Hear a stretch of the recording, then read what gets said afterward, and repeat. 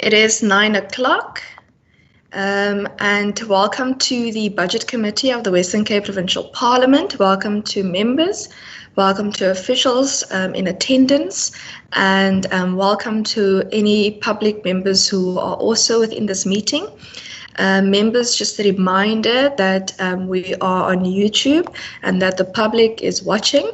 I'm also going to mute all now at the beginning of the meeting, just so that we don't have extra background noise. If you wish to ask a question during the presentations, after the presentations and so on, please use the raise hand function. And if you would like to raise a point of order, you can also raise point of orders with the raise hand function or in the chat box. I'm going to ask that everyone keep their video and audios off if they are not on the floor, and to then put it off again once they are done.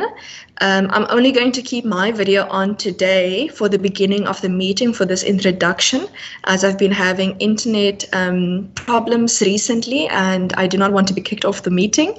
So after this, I'll be keeping my video off.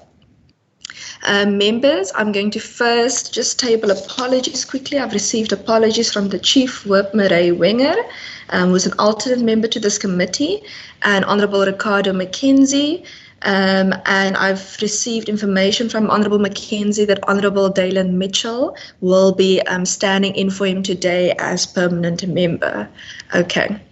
Members, I'm just going to ask that you all introduce yourself, and then for the department to introduce themselves.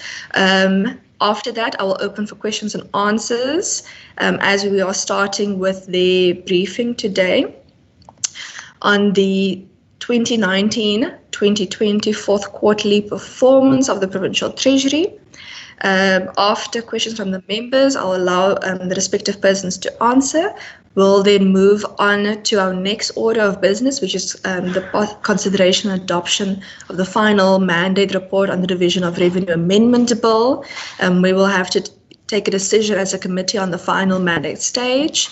After that, we will be doing consideration and adoption of 2 minutes. Okay, members, with that, I'm going to ask that members just indicate their presence in today's meeting and introduce themselves. And then for Provincial Treasury, I'm going to put my video off now. Thank you. Thank you, Voorsitter.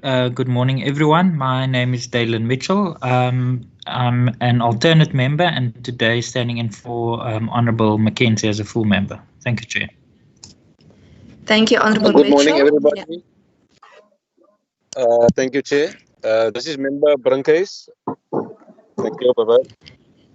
Thank you, Member Brankhuis. Good morning, Chairperson and colleagues. Wendy Philander, Member of the Committee. Thank you, Honourable Philander. Morning, Chairperson and the rest of the committee members. Lulama Mvimbi, Member of the Committee. Morning, Member Mvimbi.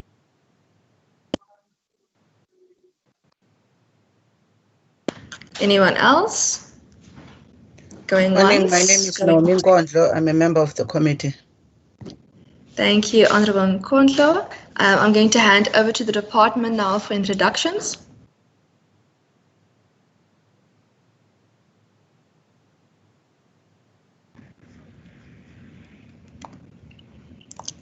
Hello, is Provincial Treasury on the line? Good morning, I'm Farzina from the Provincial Treasury. Morning. Hi.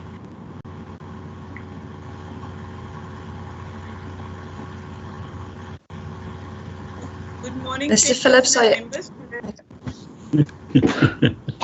Morning. Morning, members. Anthony Phillips here. Good morning. Morning. Perfect. Good morning, Klaus Langehoven, Provincial Treasury on the infrastructure side. Morning, thank you. Good morning, Chairperson Annelies Pick. I'm from Provincial Public Finance. I'm in the Treasury. Morning, Ms. Pick. Is there anyone else? Good morning, Chairperson, members. Julinda Gantana, Provincial Treasury. Morning, Ms. Quintana. Okay, if Good there is no one else. Morning. Good morning, Dr. Namleya, Provincial Treasury. Morning, morning. I see we have a full house. Good morning, Claire Horton, Provincial Treasury. Okay, what do you mean? Morning. Okay. Are you? Okay. Mr. Phillips, are you going to be leading us in the presentation today? No members must speak. Ms. Pick, okay, Ms. Pick is going to lead us then. Okay, thank you. Ms. Pick, are you able to share the presentation with us, please?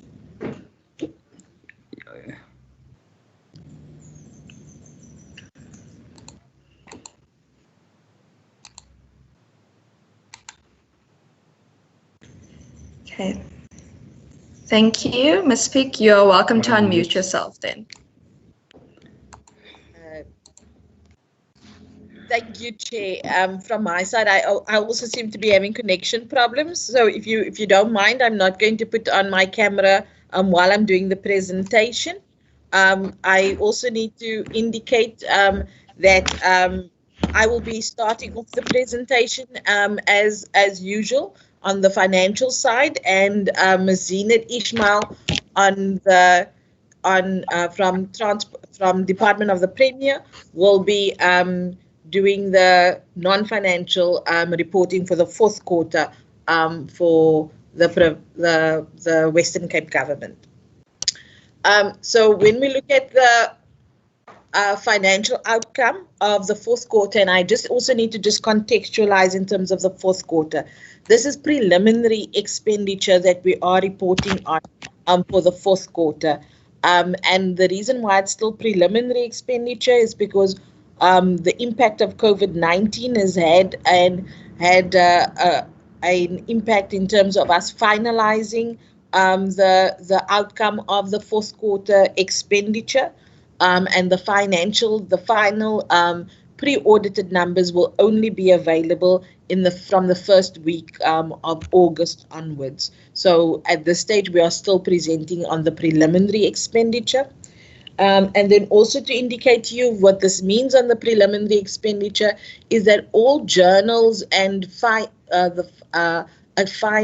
accounting transactions that has not yet been reflected in the presentation that you will see today, that will only be known in terms of, as I indicated, as part of the pre-audit numbers for the province that will come out in just after the first week of August. So with that contextualization, in terms of the outcome for March, the expenditure in terms of our 68 billion rand adjusted budget, we have spent in terms of just about 67.5 billion rand, and that on average amounts to about 99.2% of our adjusted budget. At the same time, in the previous financial year, we spent about 99.5%. So we almost on par with the previous financial year. In terms of underspending and quantum, in terms of what that then represents, that represents in terms of an underspending at this stage of 518 million rand. When we look at the pre-audit and the trend over the years for the pre-audit outcome, the pre-audit outcome is usually just a few percentage points, 0.2 to 0.1 percentage points, usually in terms of lower than the preliminary expenditure. So all in all, we are expecting that 518 million rand that's indicated right now to be less. And when we look at in terms of all the departments, majority of the departments has spent in terms of in the range of the 98% of their budget. And when we look at the expenditure in terms of economic classification, you can see in terms of economic classification, the 518 million rand underspending is mainly shown on compensation of employees and then also on goods and services. When we look at the next slide. So the next slide also just gives you a visual look in terms of that 518 million rand, as you can see in terms of the graph that is shown, and then also indicating to you in terms of at this stage with the prelim outcome that there was over expenditure shown in terms of some of our capital expenditure and also in terms of transport payments. Now, this is where I indicated some of the final journals has not yet been reflected, and usually once those are reflected, those the overspendings that you do see there, those will usually be taken care of in terms of part of our environment expenditure. So as I indicated, the 518 million rand is really a 0.8% underspend on our adjusted budget. Next slide. When we look at the departments in terms of the contributing towards the 518 million rand underspending, we see an underspending on education amounting to 203 million rand, and that is mainly on compensation of employees. And when we look at the compensation of employees overall, not only in in terms of education, there's various reasons for that. Some of them in terms of the time lag that it takes to fill a post. Number one, has an impact, but also in terms of departments filling off posts. It's unpredictable in terms of who would be getting in terms of the post that you are that has been advertised. So usually when there is an internal candidate that is then promoted, or that an internal candidate or internal employee within that department then in terms of gets a different post, then that actually means that there will be savings on other posts. So those are the kind of intricacies that we're also seeing on underspending of COE. Along with in terms of the Western Cape, when we look at especially in our education, on our education and in our health sectors, we do have a aging staff in terms of especially those sectors in comparison to the rest of the country. So what we are finding, and it started a trend of last year and it is continuing now that we're seeing, is the fact that lots of our staff are also in terms of going on retirement, and so they're exiting the employment, and that also has an impact on compensation of employees. In terms of the Department of Health, there is 107 million rand,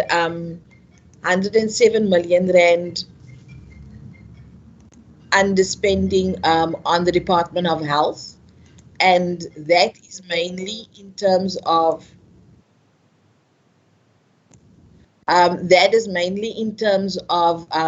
goods and services, and on the health technology side, and that is also then in terms of maintenance projects, and especially in terms of the Tygerberg Hospital project in terms of underspending that we see. On transport and public works, there's an underspending of about just a little bit over 68 million rand, and that is mainly due to the delay in the relocation of the Department of Education in their alternative internal building.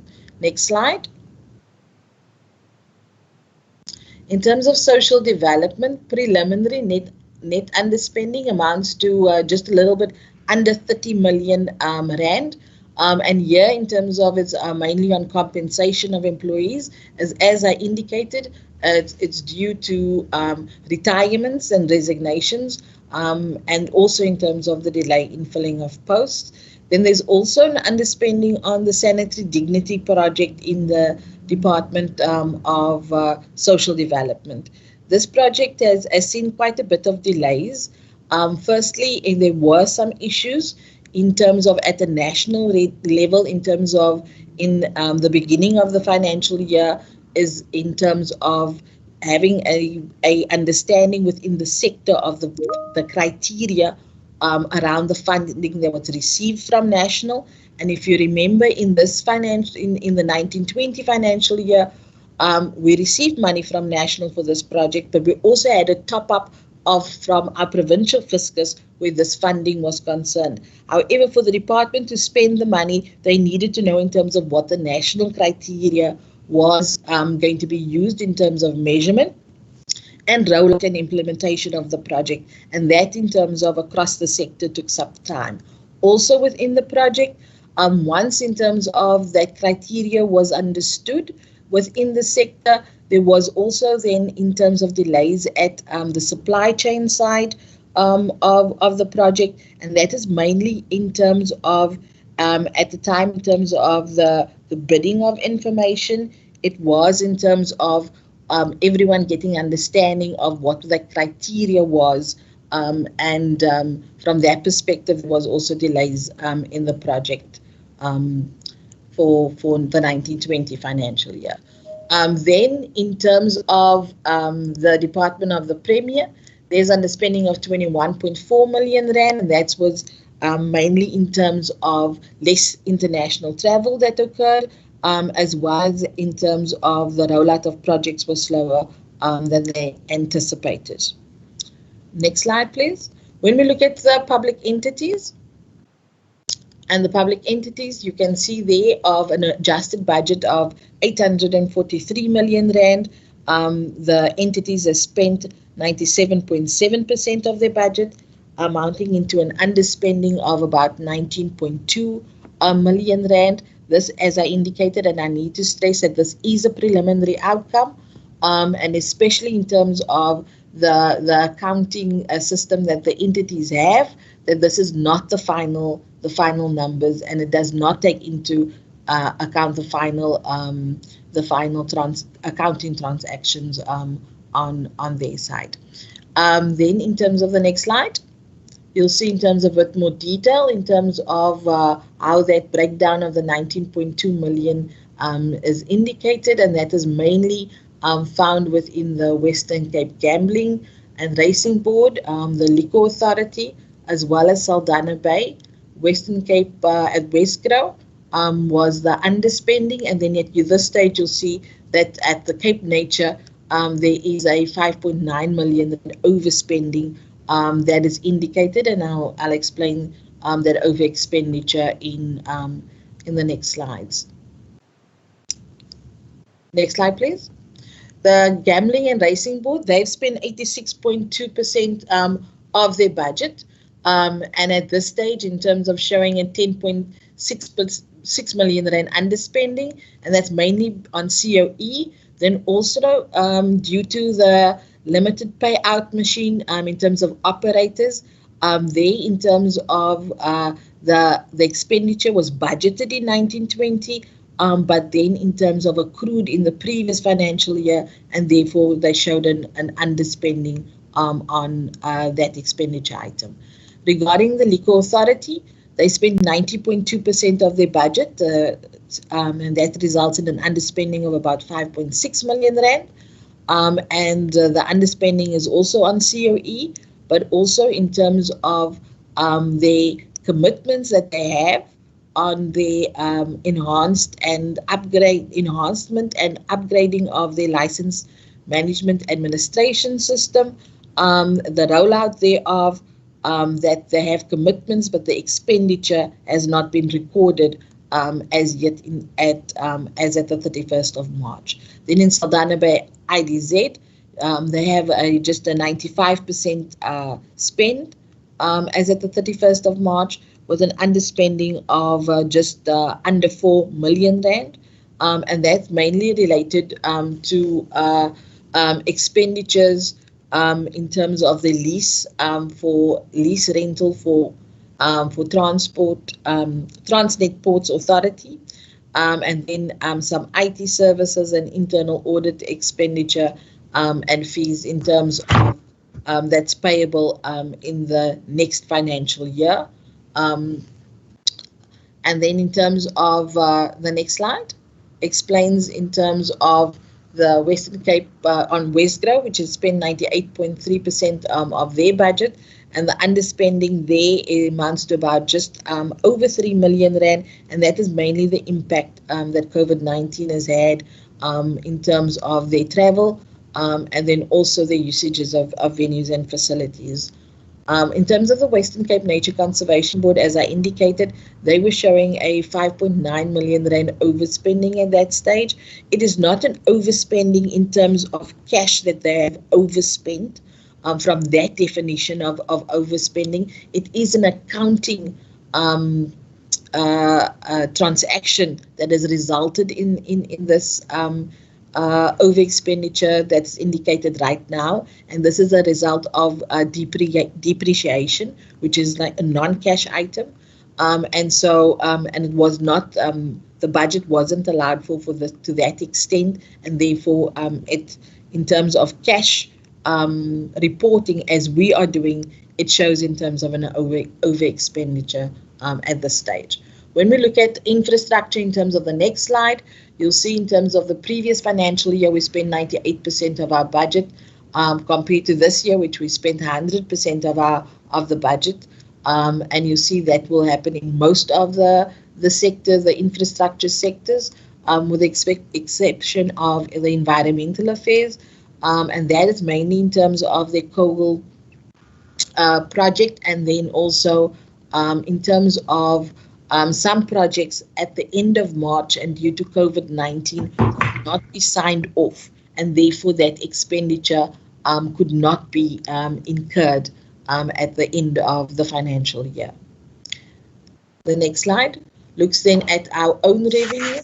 And here, own revenue really looks at in terms of number one, revenue that is collected by the departments, and you'll see in terms of the adjusted budget, there was 2.4 billion rand, and what was collected was 2.8 billion rand. So there is an over collection by departments to the value of about 418 million rand. Then on our tax receipts, which consist of gambling taxes as well as our liquor license fee, there in terms of we had a budget of about 602 million rand.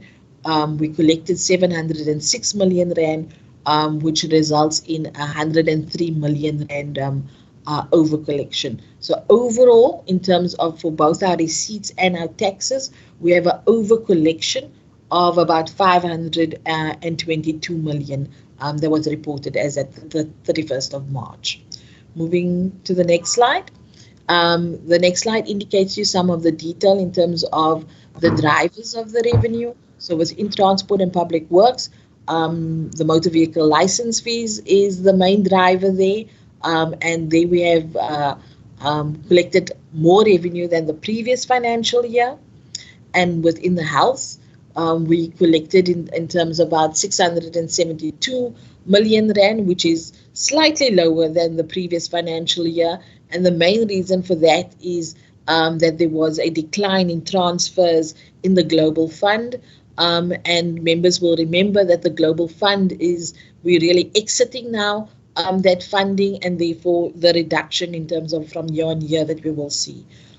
We must indicate on hospital patient fees though, there was in terms of an increase when we looked at the year on year in comparison to the previous financial year. Regarding the gambling taxes, the 664 million rand that we've collected consists of casino taxes of 566 million and horse racing taxes of 98.6 million rand.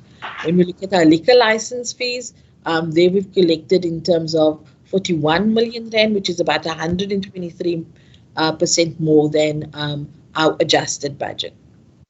And then in terms of human settlements, they have collected about 129 million rand, and this mainly is due to funding received for the Urban Settlement Development Grant, and that is in terms of from the City of Cape Town for the Forest Village Housing Development Project, where the department is doing civil engineering services on behalf of the City of Cape Town, and that's then the funding they received from the City of Cape Town to the value of about 88 million rand.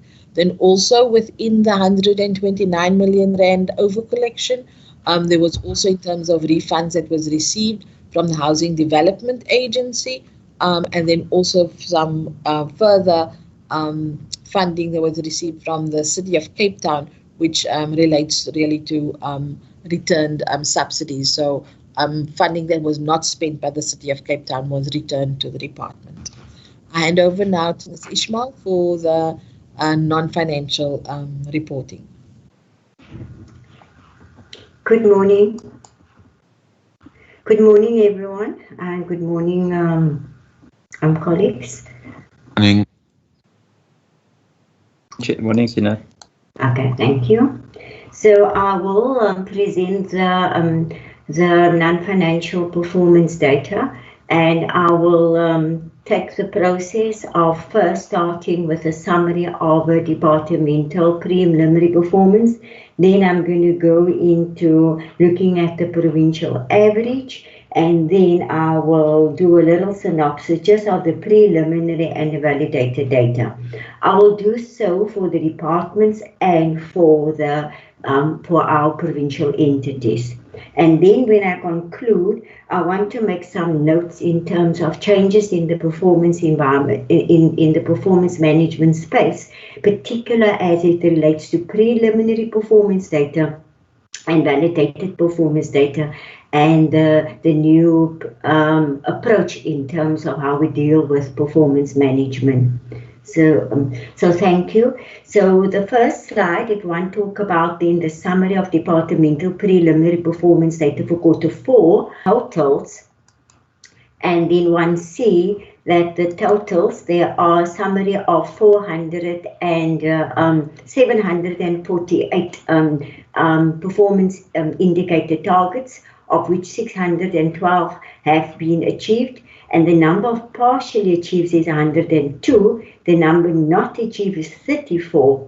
And when one look at the totals in terms of percentage, one see that the percentage of the targets achieved is 82%, and that translates into 14% in terms of percentage, and in terms of a percentage of targets not achieved, it is actually 5%. But when one look at that slide a little closer, and then one start to see that in terms of the particular departments, the departments that have partially achieved, one in the governance sector, then the only department of the Premier has partially achieved 6 indicators. In the social sector, in the Department of Health, 22 performance indicators, social development 16, and then economic development 22. Transport and public works 22, and I'm just only noting and highlighting key indicators that has been partially achieved in those particular clusters. But when one translate that into percentage, then a slightly different scenario in terms of what's standing out, because it also depends on the number of performance indicators. Then one can actually see in the governance sector, percentage of targets partially achieved, Department of the Premier 13, local government 3, and in in the social sector, one can see it is social development 31% partially achieved, human settlement 19%, and health 21%. And if you want to look at the economic sector, then one see transport and public works 31%. And if one translate that into the percentage of targets not achieved, noting that it is the preliminary performance, and then one can see in the social sector, it is human settlements 12%, and then transport and public works 18%. That is just on a high level, and just a snapshot at a glance. We want to go to the next slide, please, and then and one look at the average. So what is the average that where Western Cape government is standing at at the fourth quarter, and if one see that the average is, I think, government average is 82%. And then the departments that have been achieved below that average, then one can see in the governance sector, there's now 9 departments. But if one go into the social sector, then it's Department of Health, Department of Social Development, Human Settlements, and if you want to go into the economic sector, then one can see it is the Department of Transport and Public Works. Next slide, and one look back and one look at to the committee in quarter 3, and one presented the preliminary performance. And one look back now and one look at what was the validated performance in third quarter. On the third quarter data, actually the chart or the bar chart, it is higher, than one can actually see that the validated performance was actually much higher than the preliminary performance. And if one look at this very simplistic chart, then one can see in the Department of the preliminary was exactly as the actual, noting that the total targets were 18. One could actually see in Provincial Treasury that the validated performance was actually higher than the preliminary performance, which is always good if your validated performance is actually higher than your preliminary performance. And Transport and Public Works also, the actual performance is actually much higher than the preliminary performance. Thank you.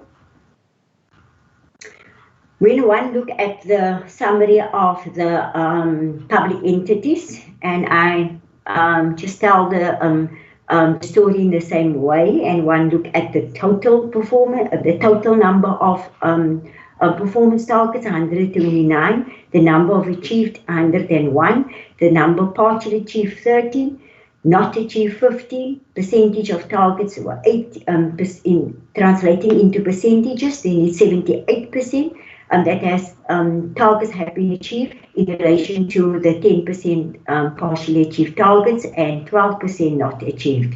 But when you look closer at the particular entities, then one can see the entities that have with the number of highest achieved, then in relation to the performance targets, the Liquor Authority have 25, then Wesgro 20 in relation to the 28, and Casidra has actually 16 in relation to the 23 targets achieved. But when one look at the number of partially achieved, then one can see that Wesgro have 5 performance indicators partially achieved. But when that translates into percentages in terms of the number of performance targets that have been achieved and not achieved, and one start looking at the percentages, then one can see that the entity that actually the percentage of targets not achieved, then it is Heritage. Noting the small amount of targets that they have, only 4, so they have partially achieved 25%, 25% and percentage of targets not achieved 25%. So it really depends on, if one look at the entities, then we can see there's a quite variation in terms of the number of targets that they have and the number of targets that they have achieved in relation to their targets. Some of, like a Casidra, you can see they have 23 targets, Wesgro have 28 targets, but when one look at Heritage, for example, only 4 targets, and the Western Cape Language also only 1 target. So it's quite inconsistency in terms of the number of targets that they have and the scope of what they of the delivery against their targets then. So one look at the average, then again, there's a lower average. Western Cape government average across the entities is about 78%. And one look at the in terms of the governance cluster, then one can see that they have just slightly under that 78%, which is 77%. And then one look at the social cluster, you could actually see as only Western Cape Heritage that have underachieved or in terms of the average. And if you want to look at the governance cluster, then you see it is Westgaro and Casidra. That is when one only look at the average achieved across the province, and those have achieved their targets in relation to that. So when one look at the preliminary, what happened in the Q3, the next slide, then one can see that basically one can see that across all the entities, the performance that the preliminary performance actually and the actual validated performance are actually more or less the same, and with variations in terms of the liquor authority that have actually achieved less than the preliminary, and Casidra that actually achieved less than the preliminary.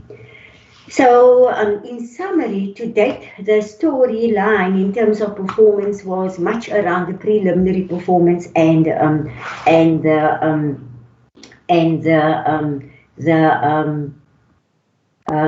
the actual performance. But what I need to note it is in line with the quarterly reporting management system, together with the Department of Planning and Monitoring and Evaluation, as from this financial year, and it's commencing at the first quarter already, all quarterly performance data shared will be based only on validated performance data, and the reporting of preliminary performance data will no more continue. So what we will come to the committee in future will be the presentation will be different, because we will communicate on actual performance, and then one can actually give much more substance also to that actual performance. In addition to the provincial performance data shared on the achievement of quarterly targets, we will be able also to share performance against key service delivery indicator targets relevant to a particular quarter. Because what we have done to date, we have actually looked at all the performance indicators that's been measured across 13 departments and the entities. And we have a full understanding of the indicator universe of Western Cape government. And one can now start nicely to see what are those indicators that actually directly impact on service delivery. And what's also happening in the quarterly performance environment within the context of COVID-19, there's also progress to be reported on the C19 COVID interventions. That is just in summary in terms of moving forward, that I felt is necessary to note, so that the committee can be aware that especially the preliminary versus the validated performance, that will no longer stand, but that we will present only on validated performance. All departments and entities have been informed about this change, and it is. So I'm taking this opportunity to actually share with all committee members this particular change in the performance environment space. Thank you. Thank you. Thank you, Sine. Chair, if you don't mind, I just want to end off the presentation, just indicating in terms of where we find ourselves now in terms of the financial space, in terms of the underspending that was indicated and the over collection that was indicated on revenue. The departments now are finalizing their pre-audit numbers, And as they are finalizing their pre-audit numbers, they have also then applied to the Provincial Treasury for application to utilize that funding for rollover purposes, and then also for revenue retention to retain some of that revenue. And at this stage, we are, in terms of our three-phased approach, that we are reviewing our 2020 budget. We will be in the main looking at those applications towards the second adjustments budget to be tabled in November. Thank you, Chair. Thank you, Ms. Speck. Perfect. I'm going to open up for a round of questions. I'll take the first 3 hands. Honorable Nkondlo, is there any other hands? Going once, going twice. Otherwise, I'm going to put my questions then also after Honorable Nkondlo. After Honorable Nkondlo. Okay, Honorable Mvimbi second, and I don't see any other hands, so I'll then ask my questions after Honorable Mvimbi. Honorable Nkondlo, you may go. Thank you, Chair. Maybe before I start, I would like to check with you, Chair. I might have gotten in, I think, just a minute after we started. I didn't get if there's an apology of the MEC or the HOD for this particular meeting. And also, I would like to understand why we only received this presentation of the Treasury. You know, I think if I look at my email from Wasima at almost 8:49, which is, I think, few minutes before the presentation, because I think that for me is a serious challenge, which I think the Chair, you've also raised, you know, with the DORA adjustment from National Treasury, that it becomes a problem when we are given very limited time to engage with content that we are supposed to be providing or asking questions on, so that we are not just throwing in, you know, things that are not necessarily we had time to process. So if I can just be clarified before I get to my questions about those two. Thank you, Honorable Nkondlo. Regarding the Minister, I did not receive an apology, but usually with the quarterly meetings, he is not with us with these meetings. But if you wish, I could always ask him whether he's able to join us with these meetings in the future. Regarding the time received the presentation, yes, we received the presentation early this morning. We have previously raised this same concerns regarding getting presentations late, and I do agree with you that members do need to have sufficient time in order to go through the presentations, but I'm not going to make excuses for Provincial Treasury. If they have reasons for why we received the presentation so late, then they are welcome to present it to this committee. But I'm going to ask Treasury to answer once they deal with all the questions. Honorable Nkondlo, would you like to ask all of your questions now? Yes, please, ma'am. Yes, No I would problem. appreciate. I would appreciate if Treasury can indeed, because I think one is getting this becoming, I think, a frequent for us getting late presentations, and such is really, you know, not okay for us to do a proper preparation. So if they can clarify us why, I think they're deviating from the standard rule of providing the committee enough time for their presentations. My questions, Chair. I think on there's a principle. I think Ms. Pick continues to make emphasis about the issue of the prelim, and I think this is one thing since I've participated in this committee that you know, is always a standard a point of reference, and I just want to be given, you know, some kind of a crash course or understanding about it. Because if we talk about, you know, the prelim, not the final, and with the emphasis, for me, I would like to understand that by the time we are engaging in the individual reports, which I know is going to be, I think, others this Wednesday, and I think actually this week, starting from this week, I'm trying to understand, by that time, would we be finished with the final version thereof of the assessment and the numbers? Because that becomes important, because as somebody, raises the concept of the prelim, I think it gives an impression that you can make, sort of a conclusive opinion on what you have based on the fact that it is still prelim numbers. Can I get a clarity about that? The second point is that in slide 4, when I think Ms. Peaks refers to the over expenditure of the capital budget, she says, this could be altered by the environments that may take care of the over expenditure. I'm interested to know, what does that mean in simple terms? Because for me, I would like to understand at this point, if you call what is there over expenditure, and you are saying environments, assuming with my little pedestrian understanding as a non-financial person, environments means moving monies, that were supposedly planned and budgeted for something, moving them somewhere else. So would that not be sort of creating accounting of trying to move those monies, if you're saying now over expenditure will then be taken care of by environments? So that is why I'm putting the disclaimer of being a non-financial person, just to explain to me, what does that accounting expression in simple terms mean?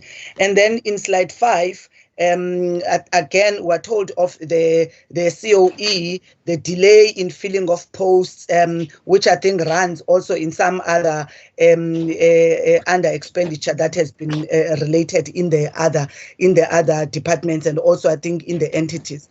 Now, my issue, once again, this has been a repetitive issue about delays and filling of posts, and I would wish to understand at this point, is this a matter that we should be, comfortable or be at peace with, that this is something that we would never be able to manage in terms of, our finances, and also our HR agility in terms of realizing such underspending on COE? Is that something, so that we do not make it a big issue every time it crops up? Because I find repetitively, quarter annual reports, you always have the same thing of underspending on COE due to delays or filling of posts and everything.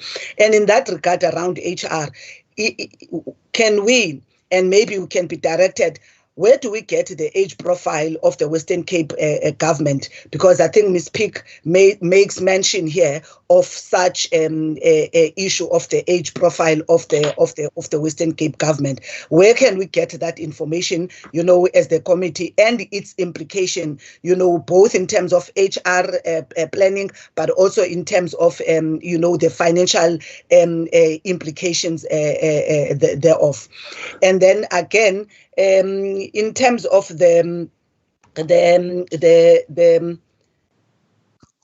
in terms of slide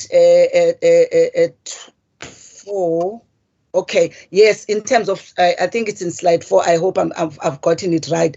But the issue of the underspending, can I just get confirmation on this one? There's a 518.8 underspending in terms of the prelim report, plus 19.2 from the entities. Is that what is? So we're sitting at almost about 530 something, of almost 540 underspending at this point, which again, it is said to be prelim, and it may change. I do not know by when, when you get the actual final result. I just wanted to get confirmation if I understand that when I'm reading the numbers, as I was trying to quickly, understand what we have. Thank you, Chair. Thank you, Honourable Mkontlo. And before Honourable Mvimbi asks his questions, I just want to correct something I said earlier. The email we got this morning was the summarized version, but the detailed information of today we got on the 15th, and it was was from our procedural officer, Wasima Kamesh Ahmad, and it was titled Departmental and Public Entities 2019-2020 Fourth Quarter Budget Performance, Financial and Non-Performance. And I do see everyone's email addresses in that email with the link to the document given how big it was. And then today's one is simply a summarized version of that document. So I just want to correct what I said earlier as I was just checking my emails now also. Honorable Mvimbi. Oh, sorry, honorable member. Sorry, I'm getting the members and the words honorable incorrect now. Mr. Phillips, you have your hand up. Do you want to correct something I said? No, Chairperson. I think I just we're going to say exactly what you were saying, actually, that the document was sent on the 15th. It had the detail, it had an upload, basically. This was just maybe just a summary version, actually, that we presented today. But just on my side, maybe an oversight early on, actually, when you asked me to introduce myself, was actually that there seemed to be a scramble. The HOD did tender his apology. And maybe if I can jump in a few of them, and then Annalise can actually just raise some of them, actually, just maybe on the HR issues. Mr. Phillips, before you start answering, okay. I just wanted to correct the details of the email that I indicated previously, but I would like Honorable Mvimbi at least to ask his questions before Treasury jumps in for the answers. Thank you. Is that okay? Perfect. Honorable Mvimbi. Thank you very much, Chairperson. Can you hear me? Hello, Chairperson? Yes, loud and clear. Oh, no, thank you very much, Chairperson. I think in spite of the explanation you tried to give regarding us having received the document on the 15th, is not necessarily really assisting, because it actually compounds the problem more, because now we are sitting with a situation whereby we don't know which document is which really. Although we are saying that it's a summary, it's still actually not really assisting, but let's wait for the department when they actually respond on that. It will be interesting to hear what they are going to say. But also, Chairperson, the issue of this report, although it's said that it's a preliminary, now preliminary as of the 31st of March, April, May, June, July, we are almost up to April now. Surely by this time, there should have been some proper adjustment of making sure that at least we are actually now, when we come to this meeting, we're actually going to come up with a complete version, a proper version, not necessarily a prelim. So I don't know now, since the 31st of March, up to now, maybe there has been no attempts to try and make sure that at least we are going to come up with something that is completely final. Because it was actually going to assist us, because it's 4 months down the line. And then surely there should have been enough time to try and make sure that when we come at this point, we are coming up with a complete, proper version of the state of affairs of the finances where they are. But dealing with some of the underspending, because it looked like the main underspending, according to the presentation, is coming from the Department of Education, Health, Transport, and to a certain extent, there's also mention of the Department of the Premier. But what is actually more, then there's also social development, which is actually where I know maybe Treasury will not be able to answer for the departments that have been mentioned.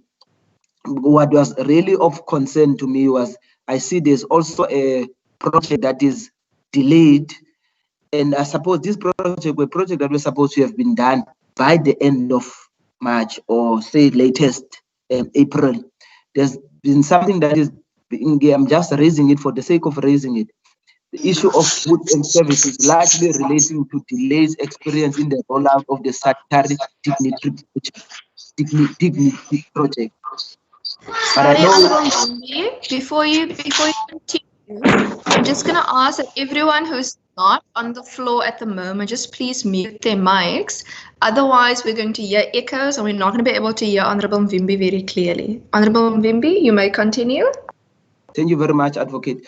For example, I just wanted to make an example with the projects from social development. Goods and services largely relate to the delays experienced in the rollout of sanitary dignity project. I know the best department to answer actually for this will be the social development.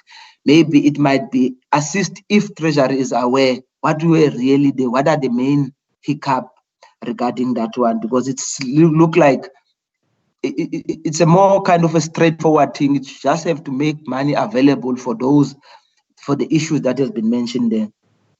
But lastly, Chair, I just want to check, in view of all this underspending, can we say maybe we can regard them as savings so that maybe the money can be redirected for something else, especially in the space that we are in, where we are actually faced with maybe they can be redirected to COVID-related expenditure.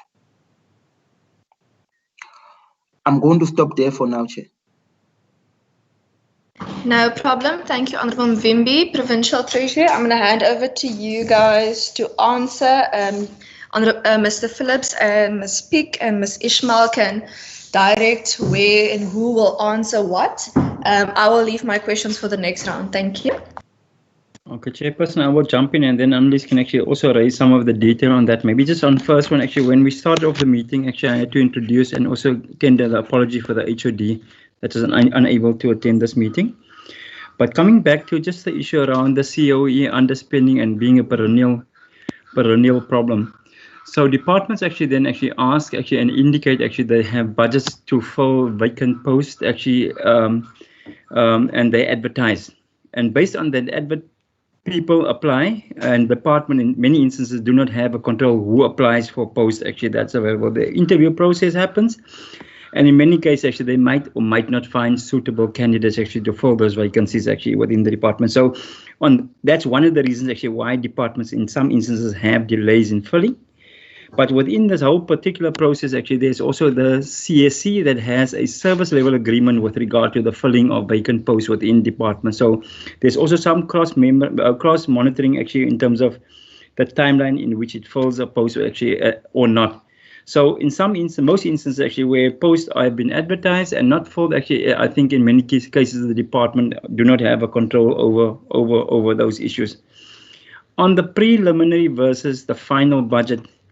Now, what has been presented to the committee was the information, the financial information that comes from the financial systems as at the end of the financial year, which is 31 March. And what has been presented to the committee was the preliminary position, which means basically that that is the position pre-audit. Now, we are waiting for the Auditor General to pronounce on the audit and the audit finding, and departments have prepared their financial statements post 31 March, which is open now for audit. When the audit is done, it will be the final allocation, and it means that within the final allocation, departments have the prerogative to adjust within the PFMA their budgets in areas that needs to be adjusted, whether the classification is either goods and services, capital, whatever thing might be. They would have it adjusted basically prior to that. So what we presented to the cabinet was preliminary, because it means that it is pre-final audit report from the Auditor General. I think on that, maybe I'll just stop and just check. Annelies will probably raise the next issues. Annelies. Thank you, Chair. I think I also need to just deal with the preliminary and why in August at this time in July that we are still sitting with the pre-audit numbers, so with the preliminary numbers. The audit numbers have not been submitted to us because of the impact that COVID-19 has had. The National Treasury has extended the reporting timelines by 2 months. And that is mainly due to the lockdown that we had. So at this stage, the Treasury has not received the final numbers from each of the accounting officers, signed off by each of the accounting officers. That, based on the extension of reporting period given by the National Treasury, we will only be receiving that, as I indicated, on the 6th of August. So we do not have those numbers signed off by the accounting officer as that. So I did indicate that the prelim, that why we were presenting the prelim is because of COVID-19 and the impact it has had on the reporting system who are concerned. I'm also then going to deal with just an explanation then in terms of on the prelim. So on the preliminary numbers and in terms of what the member asked in terms of how that could change in terms of environments, which the member was quite right, indicated in terms of the different of shifts that can happen. Now, environment is when you're shifting money from a item that is underspent to an item that has overspent. Section 43 of the PFMA allows accounting officers to do so before an adjustments budget and post an adjustments budget.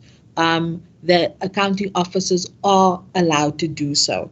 So that is why I indicated that at this stage there's underspending that is shown, for example, in goods and services on certain departments, and there are over expenditure then shown on certain capital items. Now, based on Section 43 of the PFMA, accounting officers, as part of the finalization of the audit statements, they can shift up to 8% of the budget from one item to another item and from one program to another program. So that is allowed in the PFMA.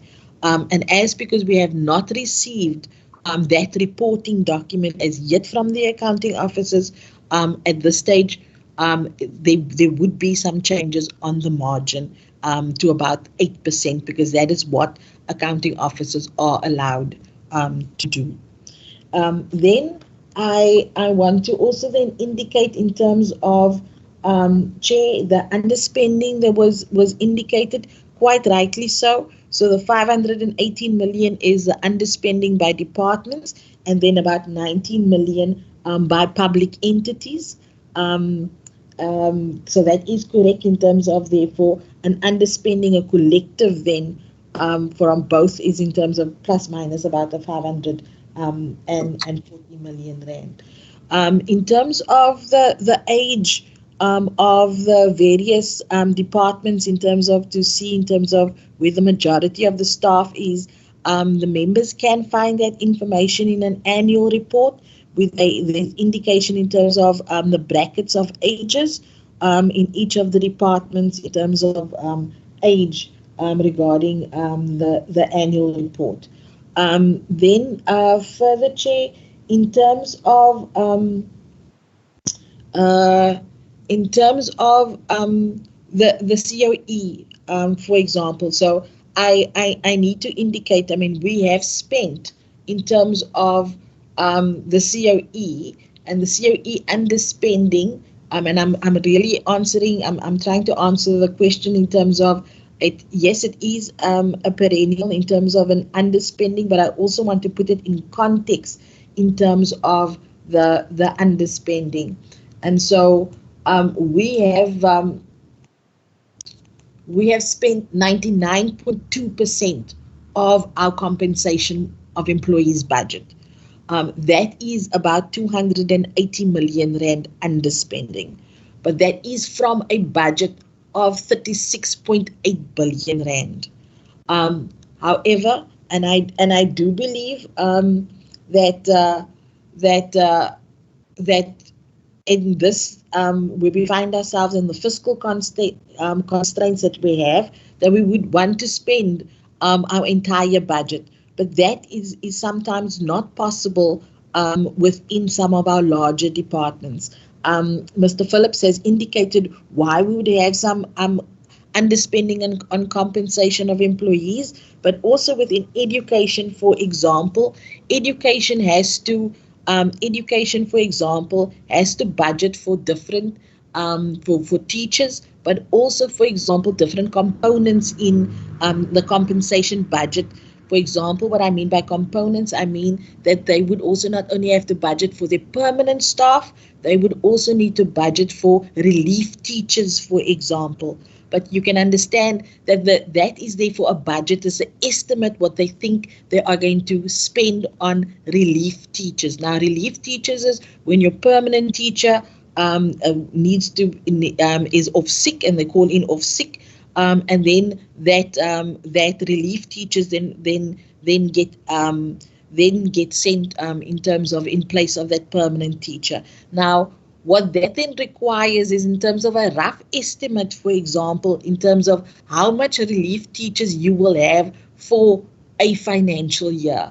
And so some of the underspending would also come from those kind of components within the COE. And the majority of the compensation of employees underspending is within the education department.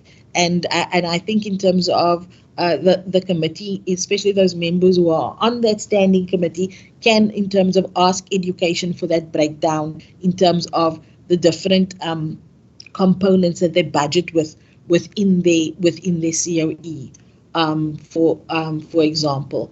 And then, Chair, then also then to indicate that at this stage that the 580 million, and it is about a question in terms of that, yes, it is prelim, but as I indicated, the changes that we've seen on the trends over the years, the difference between prelim and your final outcome is really on the margin, and so there is no drastic change in the numbers in terms of that.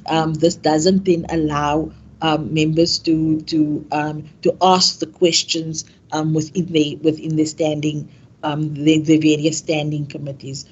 Then lastly, Chair, also then in terms of I think Member Mvimbi asked then about in terms of so we have this 540 million rand in terms of underspending from the previous financial year, and I indicated at the end of the presentation that this underspending that we now have, departments then can, as part of the rollover process, that they can then apply to the Treasury to utilize the rollover expenditure for the different pressures that they might have. But as we were facing COVID-19, we did give departments an opportunity, therefore, to apply for their rollover for COVID-19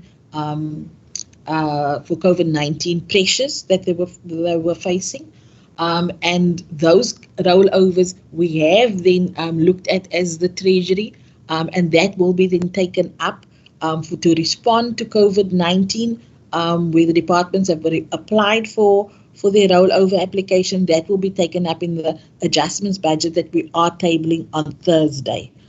So that mainly is happening within the Department of Social Development.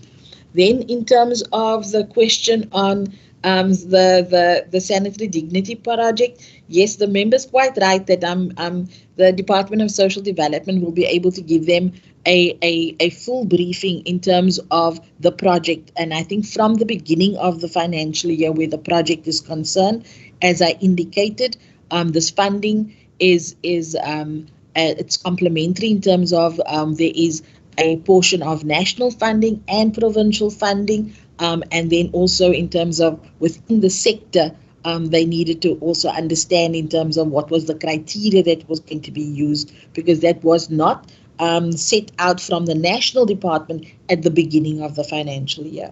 But some of the challenges that the department has indicated to us when we have asked the questions on this project particularly, they indicated that there were many challenges in the rollout of this project.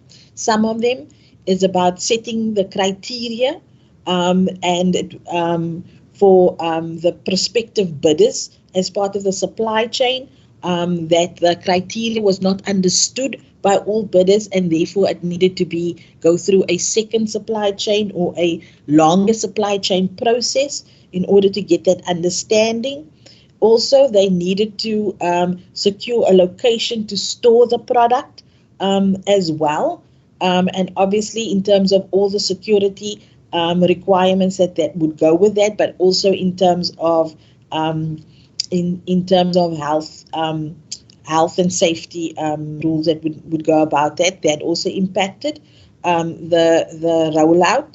And then also, Chair, that in not that it would have been a challenge, But what we did ask as a Treasury is that we needed to have an integrated team that was looking at this project. So it was a project that was led by social development, but had representativity of the education department, Department of Agriculture, if I remember correctly, and there was a few other departments that were also involved in this project.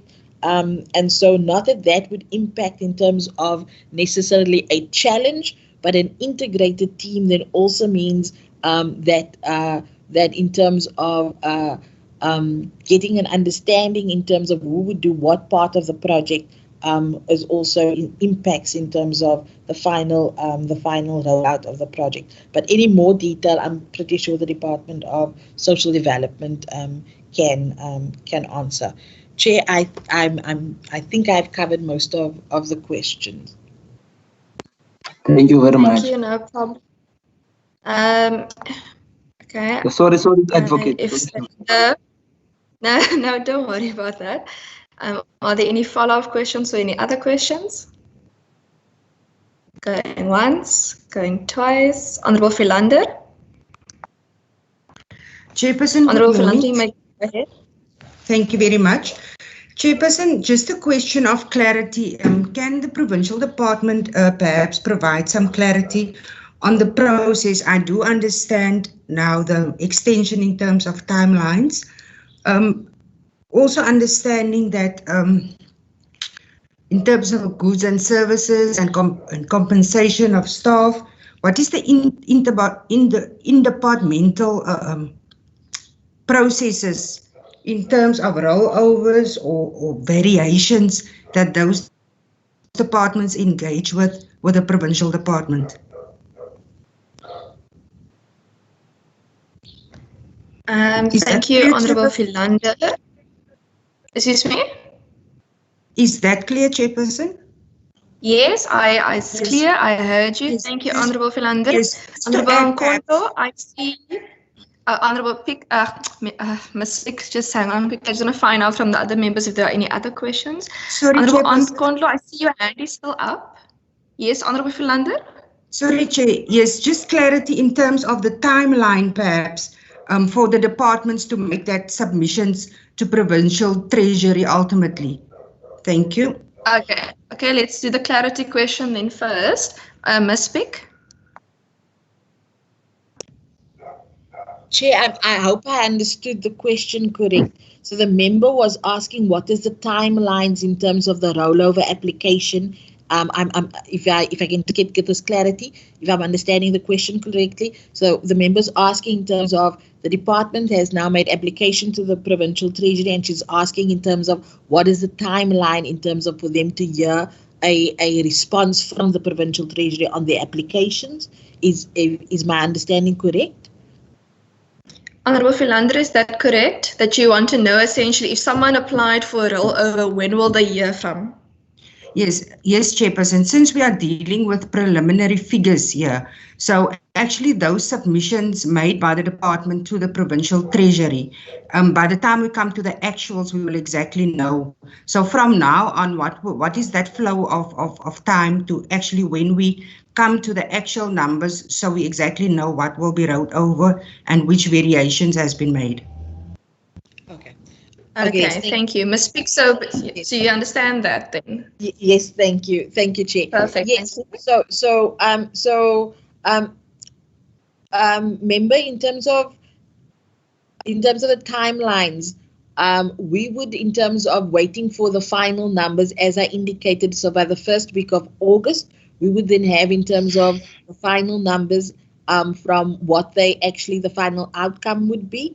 And then we would then evaluate the applications. Please note, I've already indicated those departments that have indicated an application that is related to COVID-19 that we have already dealt with, and that will then be taken up already and given to the departments in the adjustments budget that we table on the 23rd of July. So the applications that is now left over would be, let's say, for non-COVID expenditure, that we are now looking at. So as soon as numbers are finalized in the end of August, then in terms of the Treasury would then look at what the applications then were for, firstly. Secondly, the budget review, the current financial year, because of the disaster that we are facing, but also because our fiscal framework that we will come and explain to the Budget Committee has changed quite drastically, but also in terms of the outlook for this year and the next 2 financial years has changed drastically. We then have done we are implementing currently a 3-phased budget review, of which this first adjustments budget that we're tabling on the 23rd of July is our first response and our first phase. Then we will be having, in terms of a policy-led review of the entire 2020 budget, so the current financial year, and then there's opportunity then in terms of reprioritization, then in terms of from a policy perspective for the second adjustments budget. So then those applications will then be taken part as a review of the policy review that will be happening now in the second phase of the budget review, and therefore a final answer that the department will then get around the rollover application that will happen in terms of by the end of October. So that is in terms of the timelines that we are looking at. I need to explain to the Budget Committee that this financial year is obviously not a normal financial year. So as at the 1st of April, when we started this financial year, we were starting to review the entire current budget. And that's the 3 phases that I'm speaking of that we are using to review the current budget. And therefore, the rollover application now need to be considered as part of this changed phased approach that we're looking at, and therefore departments will be notified in October only. Perfect, thank you. So we'll see the COVID-related applications and changes in this coming budget, and we'll see the general applications and changes in the second adjustment budget. Is that correct, Ms. Pick? That's correct, Chair, thank you. Okay, Ms. Pick, I'm going to add my questions now quickly, as well as Ishmael. Oh, sorry, I thought your hand was still up from previously on the Bonkondlo. You may go. No, thank you. I just want, if I can get confirmation, because my sense or my understanding is that we're dealing with the Q4 of 2019-20, which to me, you know, if I'm not mistaken, and I think the colleagues from Treasury can correct me, I think it's the period ending end of March 2020. And if that is the case, I would like to understand from the colleagues at Treasury, because that was the period, because the lockdown, if I remember correctly, started mid of March. So I would like to understand what would be the percentage implication of the budget, you know, of the COVID to this particular budget performance. Because my take here is that we're talking about a budget assessment of activities that were approved, you know, that were planned in Q3, which would have been closed, you know, in terms of implementation in Q4, or the 3 quarters, you know, of the 1920. So what percentage of those would have impacted? Because I am interested, as I go to the discussions with the individual budgets, to understand that, and I'm raising it because I'm making an assumption again that I think especially the current 2020 budget, indeed, that will be severely affected, given that, you know, we started this particular financial year, you know, with the COVID already with us. But when we talk about the last quarter, quarter of the last financial year, there should be a serious difference. So I just wanted clarity on that. The second question for me is that, given the almost 538 underspending of the department, what then would happen to this particular to these funds? Are these funds gonna? I think we heard from National Treasury the DORA adjustment there, being told about repurposing and all of that. I would want to understand that, in this context, would this 538 underspending would have been integrated into 2020 budget, as we are doing sort of a post facto now, if I can just be clarified there. And the last one is on the timelines that were moved by National Treasury. If National Treasury moved the actual final reporting with almost 2 months, which means we will be sitting with the actual, that is the final assessment, as I think Ms. Peake has read, on the 6th of August.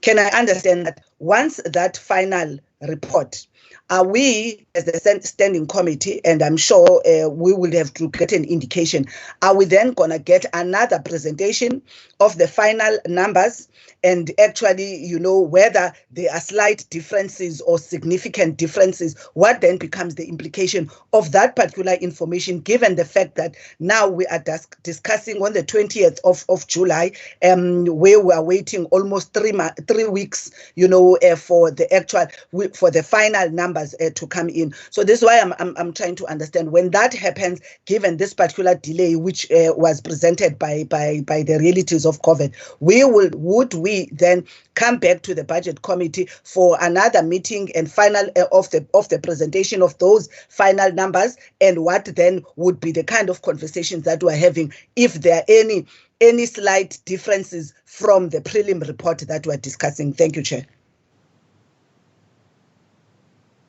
Thank you, Honourable Nkondlo. I'll ask my questions now, since they're also very similar to Honourable Nkondlo's questions. I'll start first by asking, related to slide 7, with the public entities, and it goes on after slide 7, regarding the different spending that is related to the cash system. I just want to find out, are those entities already on the accrual system, or are they still on the cash payment system? I know we spoke about it in SCOPA as well, that many departments and so on are moving over to a different system, which essentially then means that if I have 10 Rand and I've told a company that I'm going to spend 5 Rand on pens, but I haven't physically given the money over yet, then it still records as an underspending by me, even though I've already committed the money. Whereas the other system will actually record the fact that I've made a commitment, and that might actually impact how underspending is reported. Regarding the revenue we've brought in, I'm very happy with the figures regarding motor vehicle licenses, gambling and liquor licenses. We've been doing very well on that. For Ms. Ishmael, regarding the non-financial performance, you indicated that the reporting on the actual figures with the performance details will change. And I would just like to find out, is this similar to what we spoke about in Budget Committee last year, to ensure that the performance that is brought before us to show how the feedback is happening is in line with the actual key performance indicators in the reports that we read on a yearly basis? And then I just want to find out, Ms. Speak, just a follow-up question from an answer you gave to Honourable Nkondlo regarding environments and how, for example, accounting officers can shift, for example, up to 8%, and for example, you can shift from goods and services to capital assets. In layman's terms, is that, for example, instead of for me buying pens, I shift that money then to infrastructure, for example? And then, Ms. Pick, but perhaps I should keep this for the resolution. I wanted to find out the breakdown of the 0.8% of the underspending in compensation of employees, whether it's possible for Provincial Treasury to give us a breakdown of, for example, of the 0.8%, this is how many people are retiring, this is related to internal promotions, which resulted, for example, in openings in positions. And for example, these are direct impacts of COVID. For example, the relief teachers, which you spoke about, which are budgeted for as a rough estimate in case someone, for example, is sick at work and so on, and perhaps even other related COVID impacts then. And then last follow-up, I just want to find out in the March spending, obviously because Honorable Kondlo indicated that obviously lockdown started mid-March, it's possible for us to receive a breakdown of that 0.8% then of the underspending that was COVID related. And then I just also want to find out lastly, the 2-month extension that has been received for the final numbers, which is essentially for the auditing purposes, are those numbers from the National Treasury or from the auditor? And did all provinces get an extension regarding these audit figures? Thank you.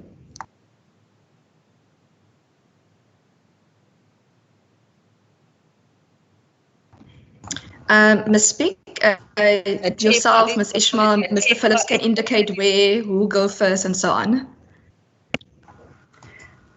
It's fine, I can go first. Thank you. So you are correct. If I just give a little context, the preliminary performance data, that is that financial performance data that has not been subject to a review or quality control. So which means that it must be valid at the time of reporting at the end of a quarter by a department or a public entity. Further, this is validated performance. We look at this as preliminary performance. This is the preliminary performance data that has undergone a process of verification to ensure that the data quality is valid and complete. So what is happening now within the context of the new performance process, it is the cycle is actually does not include the reporting on preliminary performance in, data. So it means you are correct that the validated performance will provide the actual performance per quarter. So it means there is no more estimate performance and there's no more I would say partial performance. So normally the table that we present, when we normally present on the number of performance indicated number of performance indicated targets, number achieved, number partially achieved, number not achieved. What's important to note it is that we will only report on the number of targets, a number of targets achieved and number of targets not achieved, because your actual, what we actually will report on will be your actual performance. Thank you.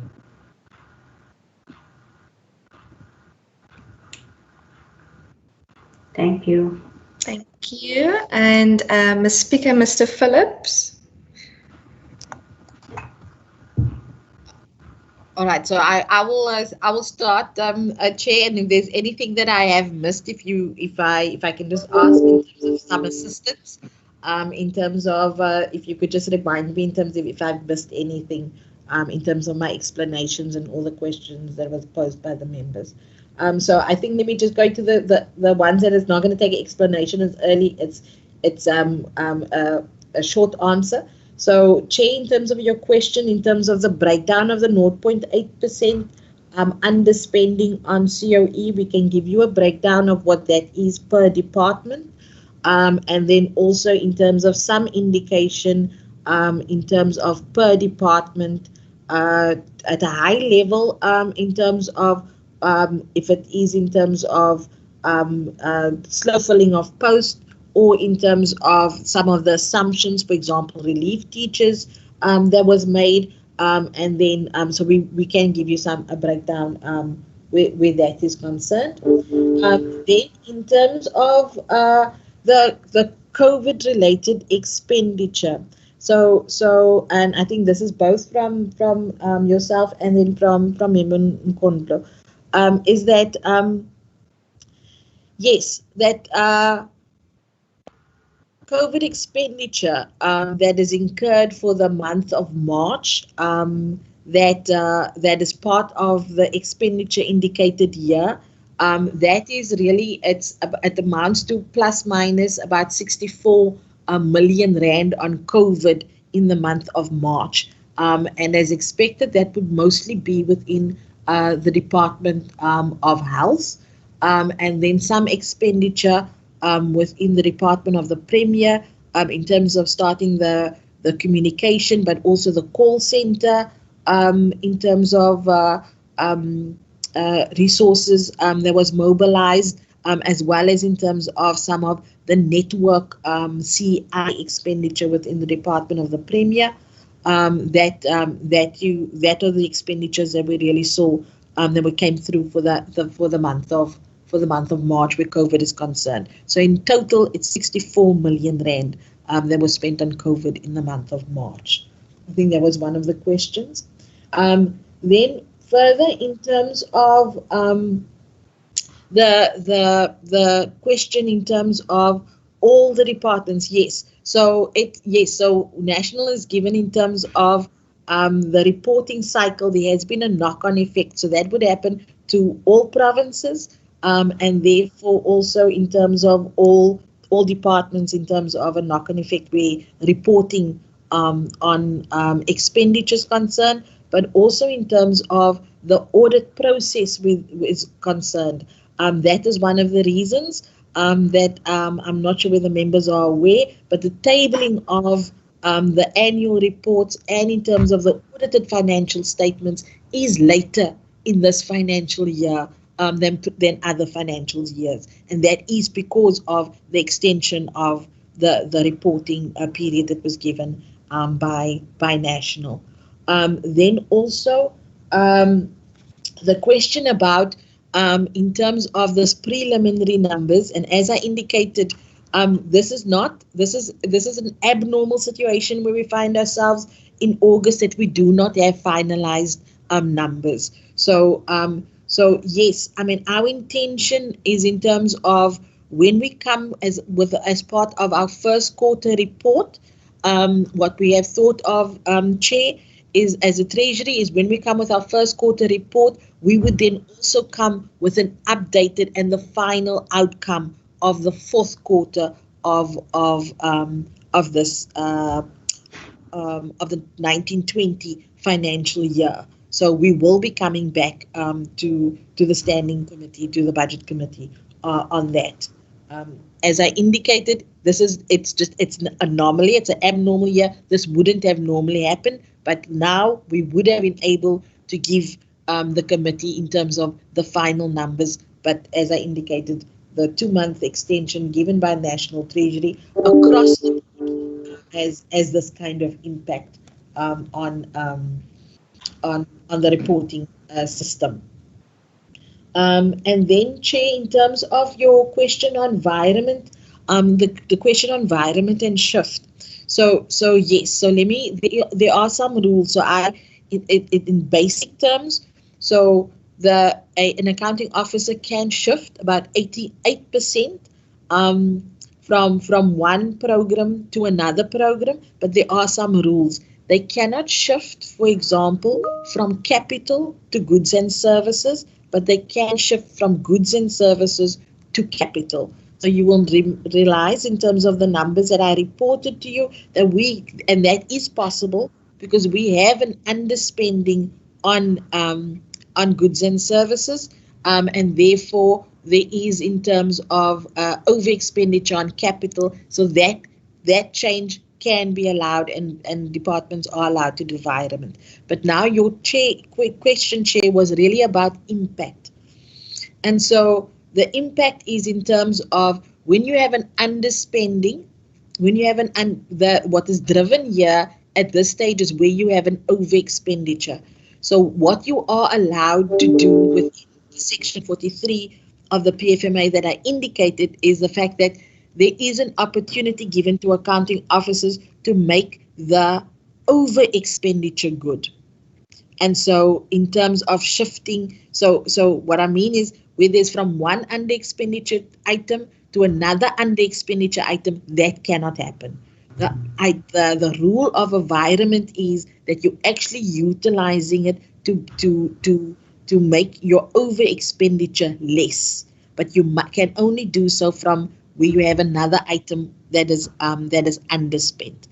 So if I can give an example, so that could happen in terms of you have your equipment that you have purchased, and your purchase price, for example, of your equipment was more than what you have budgeted for. So you have an over expenditure of say in terms of 2 million on your equipment, but you have an under expenditure on travel. And that could be in terms of, like, for example, now in terms of your travel for the last week, 2 weeks of March, the departments have not traveled, so they have underspending on their travel item, and therefore they will be allowed in terms of Section 43 to shift in terms of, say, the 2 million. If there's a 2 million underspending on travel, they can use that 2 million towards the 2 million over expenditure on equipment. So that is what they are allowed to do. And then in terms of the public entity and the reporting, yes, Chair. So as you indicated, so and quite rightly, in terms of the difference that you explained in terms of accrual, that is one of the reasons why you see some of the underspending within the public entities, the way it's being reflected, as I indicated previously, because all the public entities are on accrual system.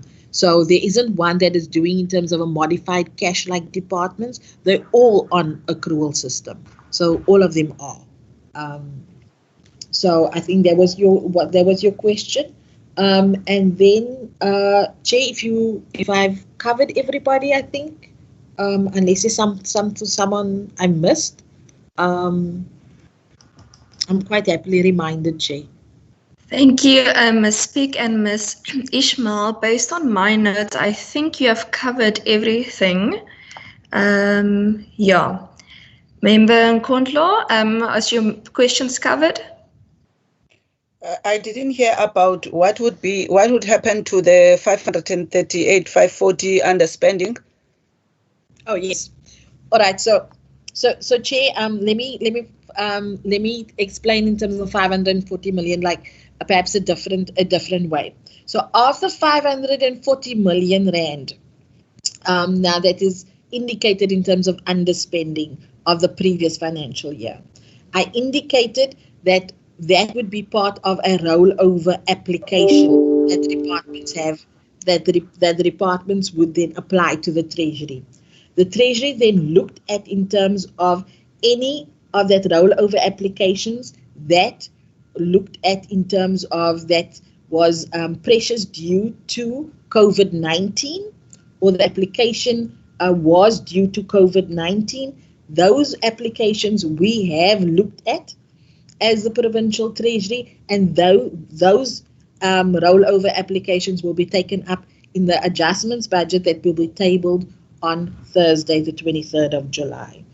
And the majority, if I remember, the what's taken up in the rollover in that is about 27 million rand in terms of the Department of Social Development that has made that application for rollover.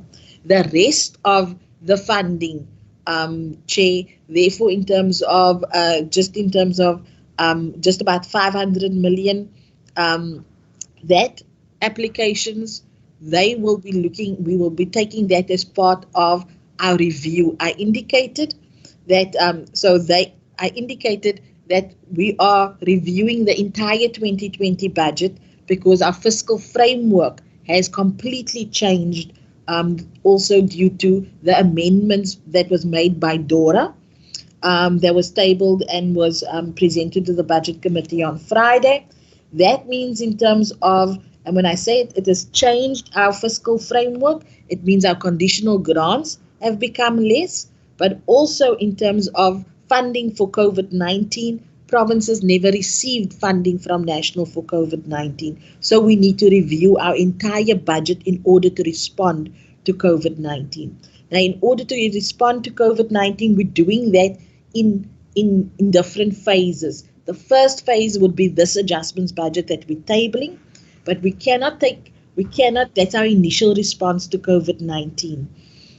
There are still expenditures for COVID-19 that we're not able to absorb and in order to reprioritize immediately, and therefore there will be a second adjustments budget, as I indicated, in November, and therefore the decisions around the rest of the 500 million rand that is non-COVID-19, that then will be taken up as part of that process, where we're doing a policy review, and therefore also looking at the impact of those applications in terms of service delivery that the departments have indicated would be made. We would be looking at that as part of the policy review, and that will be taken up in terms of the second adjustments budget in November, but a decision already being made and a recommendation to Cabinet by the end of October, Chair. So that's what's going to happen with the rest of the 500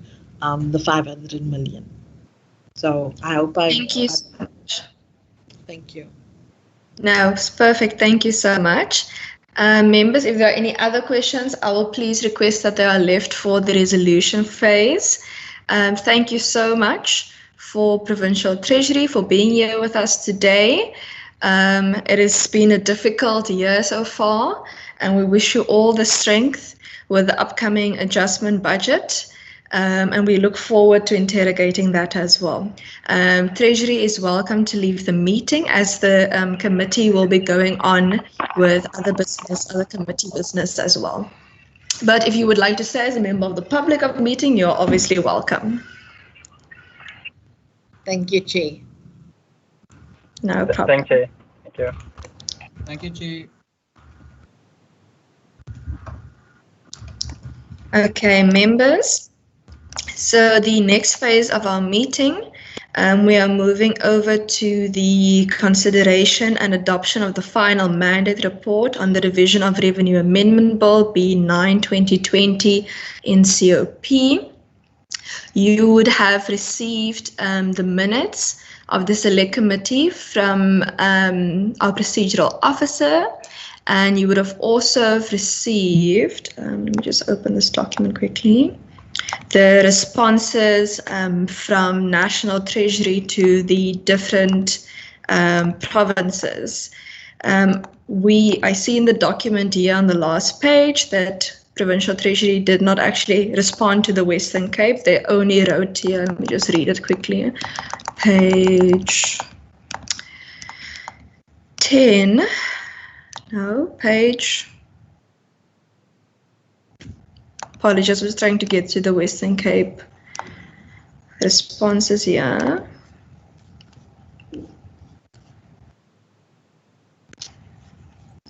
Yeah, that our info is in the report, but Treasury never actually responded.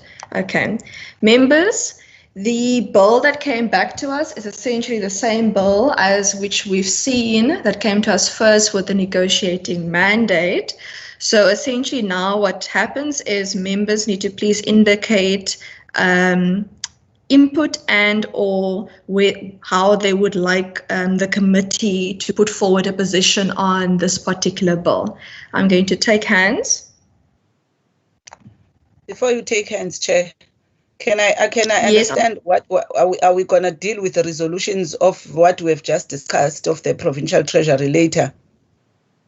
Yes, I would like to deal with all of the resolutions of the committee at the end of the meeting, if that is okay with everyone. Because otherwise I'm going to do resolutions after every single one. Okay. Aronkondo, are you happy with that? Okay. That's fine, Chair. No problem. Honourable Mitchell, I saw your hand, and then I saw Honourable Mvimbi's hand. Honourable Mitchell. Thank you, Chair. Thank you. You've covered me in your introduction. The same bill, we didn't get responses, and nothing changed since the negotiating mandate, and therefore I put forward that we do not support the bill. Thank you, Honourable Mitchell. Do you have a seconder for your proposal? Second Chairperson, Wendy Philander. Thank you, Honourable Philander. Members, okay, Honourable Mvimbi, I take your hand. Thank you very much, Chairperson. Unlike the other members, I'm not going to rush into us going to vote yea or nay for the on the mandate. Just want to find out quickly. You see the response of the National Treasury. They say the provincial government, actually the Western Cape, did not make recommendation. Instead, they criticized the process.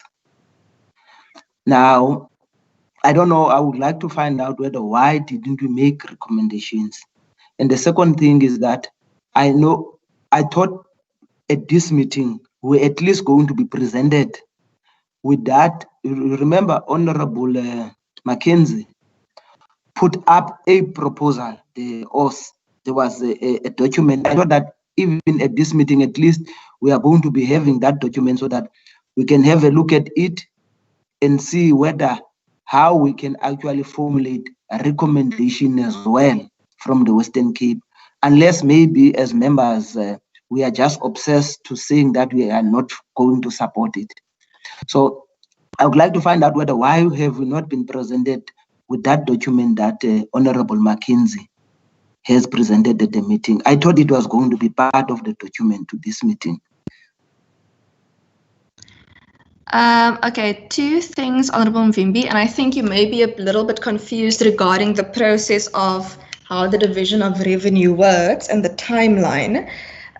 So, for example, in the previous committee meeting, and I think you also mentioned this previously, the reasons for why one supports or does not support the negotiating mandate goes into the report of the negotiating mandate. In the previous meeting on Thursday, we took resolutions as to the reasons why we are not supporting, for example. Then the resolutions that we took also, for example, made an amendment to one of the points that Honourable Mackenzie put forward in the document that he shared with us, okay? That resolution was then taken. Those reasons were then put into the report. So if you look at the emails that we've received, you will find that there's a report from the committee at the NCOP, and in that report they, for example, put all of the suggestions and recommendations and reasons from all the different provinces as to why they support, why they do not support, or, for example, why they abstain. And you will see that the numbers and the figures that came, for example, from the Division of Revenue are in that report, as well as that same reasoning with the edit as proposed by you previously.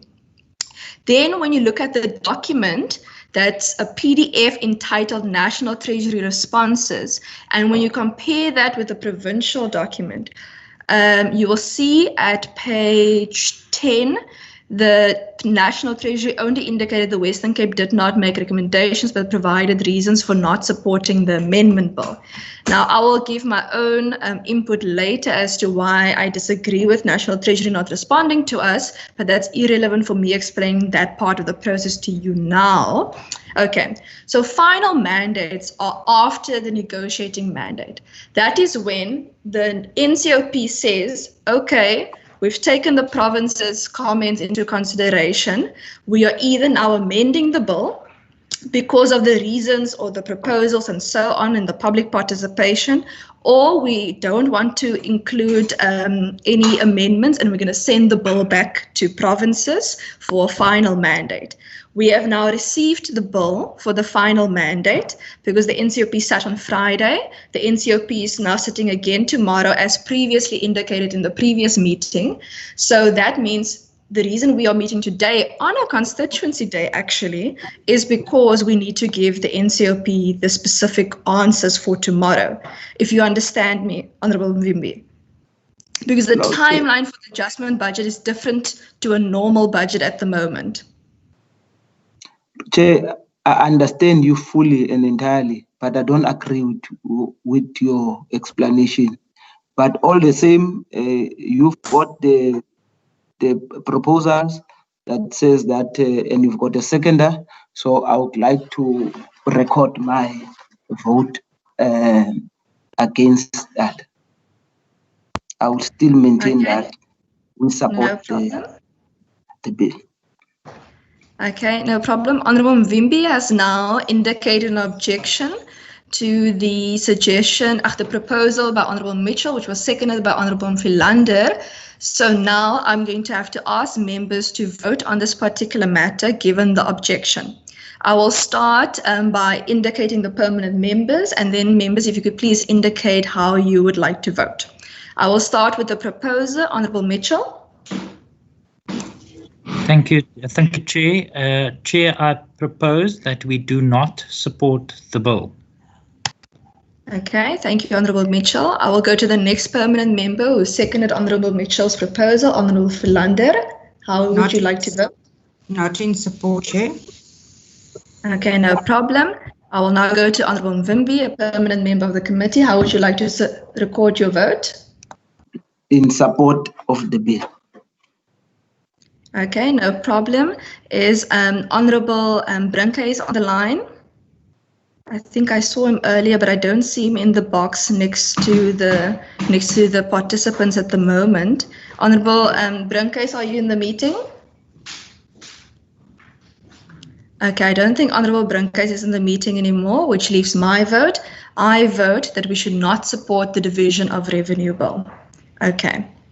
Members and our procedural officer, if I'm correct, this means now that the committee has voted to not support the revision of revenue bill in terms of the final mandate. Correct, Chairperson. No problem. Okay, so what I'm going to do now, I'm thus going to then read the draft report of the Budget Committee on the Revenue Amendment Bill B9/2020 NCOP dated 20 July 2020. Okay.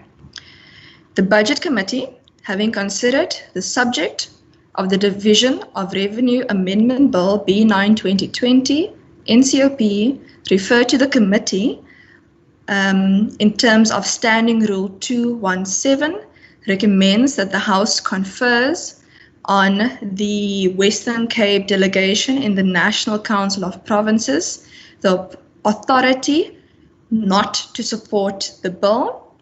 And then in terms of Standing Rule 90, the African National Congress expressed its minority view that it supports the bill. Honourable Mvimbi, am I correct? Yes, Chair. Okay.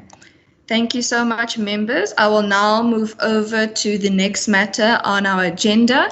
But before I go to the minutes, I would like us to please deal with resolutions, as the members might have some resolutions from the presentation. Members, I will take some hands now. Honourable Mvimbi, is that a hand from you? No.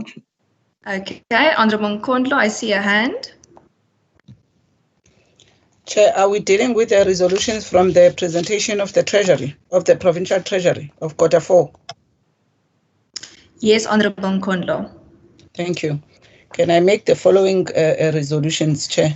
One, I would like that a communique is sent to the Provincial Treasury, one, on requesting them to please provide presentations of the matter, the subject matter, a week as a standard for all other committees.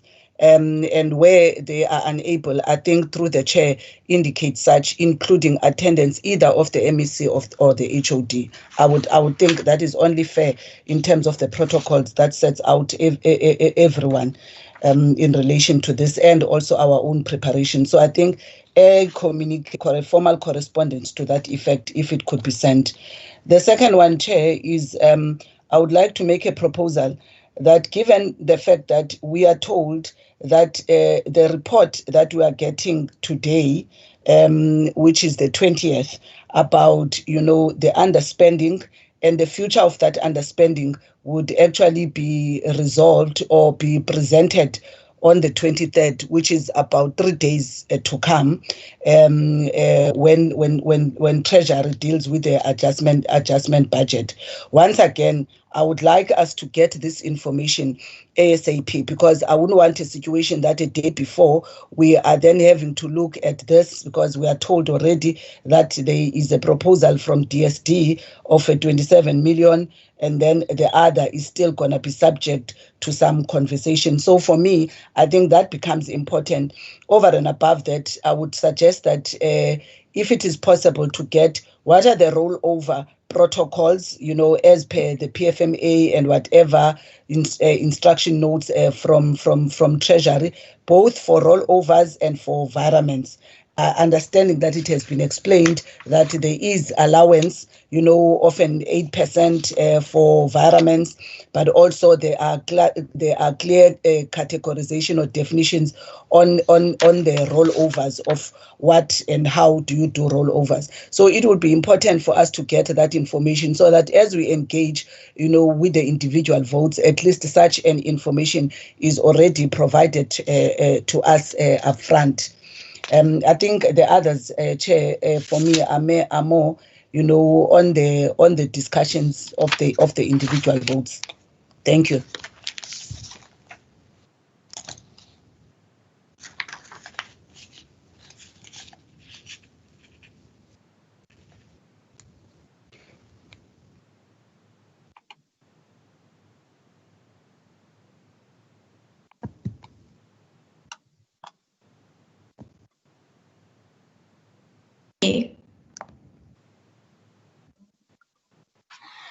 Hello? Members, are you able to hear me? Yes, Chairperson. Okay. I think you were there for a few seconds, but you're disconnected back. for a little while. Okay. Honorable Nkondlo, I last heard you speak when you spoke about the rollover protocols that you also wanted and the rollover information. Was that the last resolution? It's a rollover, Chair, including environments protocols, if such information can be shared ASAP with us, considering that we may have to get into the discussion on Wednesday and in need of that information for me personally, so that I can engage properly with how those environments have been arrived at and what are the standard rules about them, including as it relates to the COVID-19 regulations. Thank you. Okay, thank you, Honorable Nkondlo. So essentially, is the communication regarding getting presentation 1 week beforehand, and then getting formal apologies from the HOD and Minister for the meetings. I did not get a formal apology from the HOD or Minister for this meeting today. The HOD apology did come from Mr. Phillips, however, but if you like, I will put such into a formal communication. And then if members are happy with that one, members? Yes. Okay. Thank you. And in the second, oh, sorry, Honorable Mitchell. Sorry, was it Honorable Mitchell? No, Oh, Chair. sorry, It wasn't me. Okay, I just heard Chair. Okay, I'll go on then. Then the second resolution is relating to getting the information regarding the rollovers regarding the underspending, as well as the rollover protocols and the environment protocols. Everyone happy? Yes, Chair. Okay, perfect.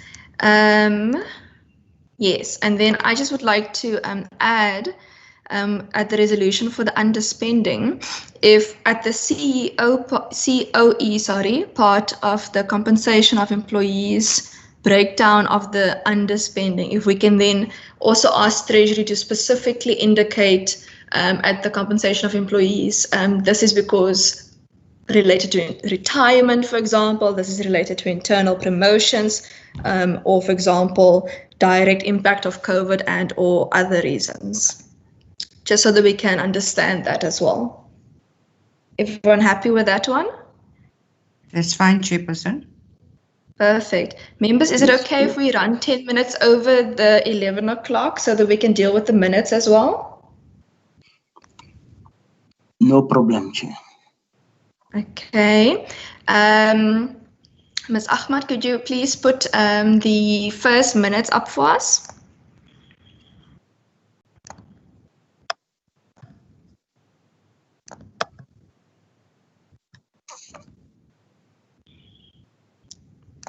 Okay, so the first document is, let's see here, the minutes of the 16th of July.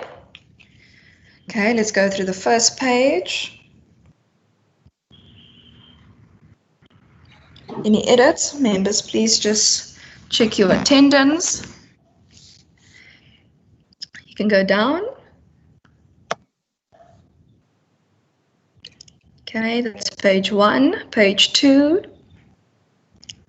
Yes, we received that briefing. Okay, let's go down. Okay, let's go down, yes. Yes, let's go down. See there. Okay, that's page 2.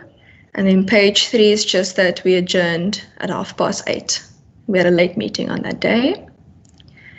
Okay, members, if I could have a mover for that minutes. Moving for adoption, Chairperson. Thank you, Honourable Philander. Members, if I could have a seconder for the minutes. Second, Chair. Thank you, Honourable Mitchell. Can we put up the second document, please? Let's see here quickly.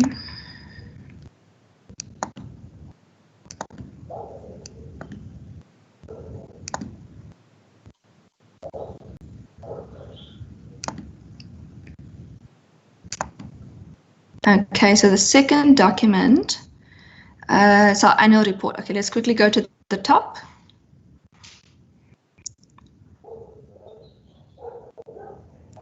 Okay, the document just disappeared. Ms. Klute, if you could just put it up again, please.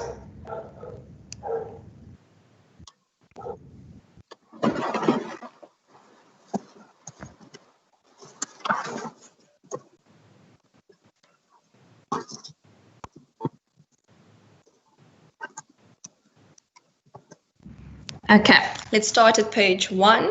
That just highlights the members of the committee. Let's go down.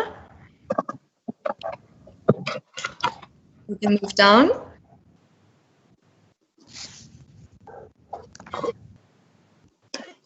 Ms. Klute, are we able to move down regarding the document? Okay, there we go.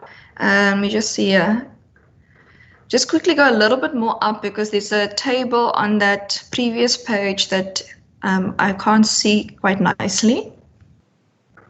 There we go. Members can have a look there. That was in April when we had the meeting. Let's go down.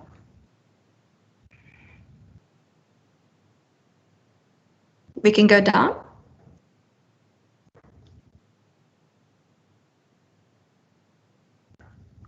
Okay. And then we had a meeting in May. You can go down again.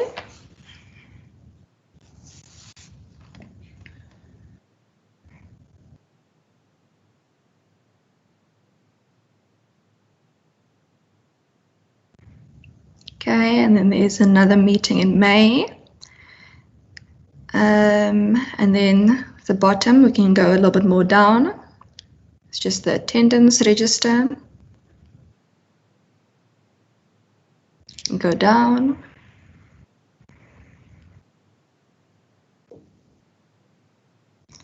Okay, there's nothing there. Legislation, 12 May, received briefing. And then you can see, members, we still have quite a bit of budget still left, but that is also due to not being able to meet physically in Parliament anymore. Okay, let's go down. Yes, and then that's just administrative minutes, for example, committee reports, stuff like that. But Ms. Ahmed, it'd be nice just to also forward those information also just to members as well. Okay, members, if I could have Ms. Ahmed, yes? Chair, I just want to note that we, the committee made a resolution to carry over the minutes of the 22nd of May. We mustn't forget about that. To adopt. Okay, no problem. Let's quickly just deal with the quarterly report. If I could have a mover for the quarterly report, if everyone's happy. Moving for adoption, Chairperson. Thank you, Honourable Philander. If I could have a seconder for the quarterly report. Honourable Mitchell, is that a point of order or question? No, that's a second, Chair. Okay, thank you so much. The quarterly report is then adopted. And the minutes of the 22nd, is that correct, Ms. Ahmed, the one that we are doing today? We're doing it, oh, here we go, perfect. Okay, let's deal with page 1. Members could just check their attendance.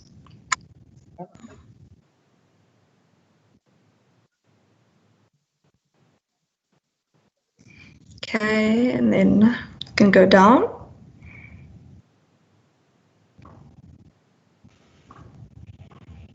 Okay, no problem. Let's go down.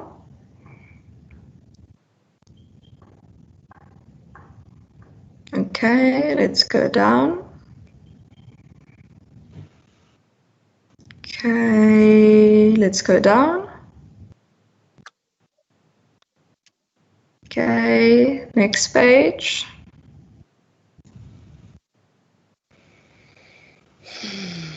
And we go down to page 3.